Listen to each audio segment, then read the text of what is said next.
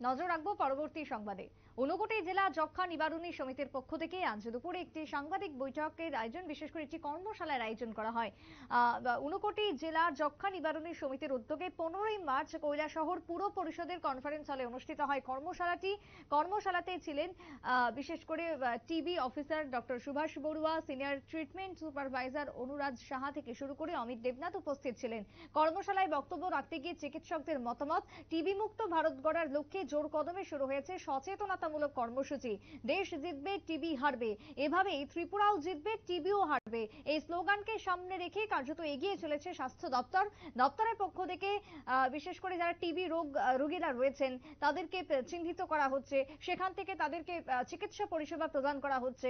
আগামী দিনে কোনো মানুষ যাতে টিবির মতন এই রোগে সংক্রমিত না হয়ে পড়েন তার জন্য কি কি পদক্ষেপ গ্রহণ করতে হবে সেই সম্পর্কে এই বিশেষ কর্মশালার আয়োজন করা হয়। কর্মশালা থেকে কি বক্তব্য উঠে এসেছে, ডক্টর সুভাষ বড়ুয়া কি জানিয়েছেন শোনাবো। টিবি হারবে, সেই মোতাবেক ত্রিপুরা জিতবে, টিবি হারবে।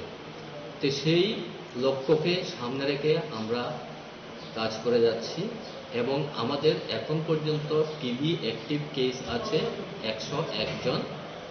এছাড়া আমরা 2025 সালে টিবি মুক্ত ভারতবর্ষের লক্ষ্যে এগিয়ে যাচ্ছি। সেই মোতাবেক আমাদের ডিস্ট্রিক্টে 91 জিপিবিসি আছে, তার মধ্যে এবছর বলতে 2023-এ আমরা 49টা জিপিবিসিকে টিবি মুক্ত হিসেবে প্রাথমিকভাবে সেটা ডিক্লেয়ার করব। তো সুতরাং আমাদের যতগুলো ইন্ডিকেটর আছে সবকিছু সেই 49টা জিপিবিসি সেটাকে ফুলফিল করেছে। সেই অনুযায়ী সেন্ট্রাল গভর্নমেন্টের আমরা অ্যাকসেপ্টেন্সি পেয়েছি, সেটাকে আমরা ডিক্লেয়ার করব। এখনকার বর্তমান অবস্থাতে আগে টিবি শুধু চিকিৎসা পদ্ধতিতে মধ্যে সীমাবদ্ধ ছিল, কিন্তু এবার সেটাকে প্রতিরোধ করার জন্য আমাদের বয়স্কদের অ্যাডাল্ট টিবি ভ্যাকসিনেশনটা শুরু হয়ে গেছে আমাদের ত্রিপুরাতেও ভারতবর্ষের সাথে। আমাদের 4টা ডিস্ট্রিক্টে ইন্টারভেনশন ডিস্ট্রিক্ট করে আমরা সেটাকে শুরু করে দিয়েছি এবং আমাদের ঊনকোটি ডিস্ট্রিক্টে 3 মার্চ সেটা উদ্বোধন হয়েছে এবং সেই অনুযায়ী আমরা এখনো পর্যন্ত অ্যাডাল্ট ভ্যাকসিনেশন গতকাল পর্যন্ত 443 জনকে দিয়েছি। আমাদের টোটাল টার্গেট হচ্ছে 38,517, তার মধ্যে যারা দেবে বলে কনসেন্ট দিয়েছে সেটা হচ্ছে 6,620 জন। তো এই অবস্থাতে কাদেরকে দেওয়া হচ্ছে সেটা বলা হয়েছে 18 বছরের উপরে এবং 60 বছরের নিচে 5টা ক্যাটাগরি যাদের অবস্থান আছে তাদেরকে দেওয়া হবে। তার মধ্যে যারা গত বছরে টিবি পেশেন্ট ছিলেন ওনাদেরকে ভ্যাকসিন দেওয়া হবে, যারা গত 3 বছরে টিবি অ্যাক্টিভ টিবি কেসের সংস্পর্শে ছিল তাদেরকে দেওয়া হবে।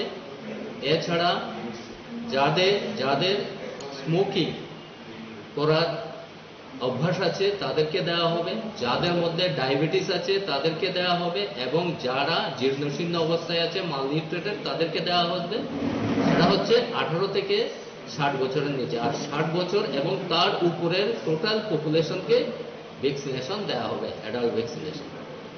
তার মধ্যে কিছু কিছু ব্যাপার আছে, সেই জিনিসগুলো মানুষকে অ্যাওয়ার্ড করা এবং প্রতিটা মেসেজ জনসাধারণের কাছে পৌঁছে দেওয়া এবং টোটালি কমিউনিটি ইনভলভমেন্ট করা, সেই সমস্ত জিনিসগুলো।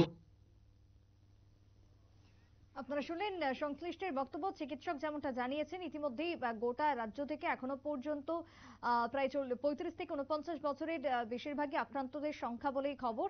18 বছরের ঊর্ধ্বে এবং 60 বছরের নিচে 443 জনকে 5টি ধাপে টিবি রোগের ভ্যাকসিন প্রদান করা হয়েছে, এমনটাই জানিয়েছেন, তথ্য দিয়েছেন ডক্টর সুভাষ বড়ুয়া। ছোট্ট একটা বিরতির পর ফিরবো, সঙ্গে থাকুন।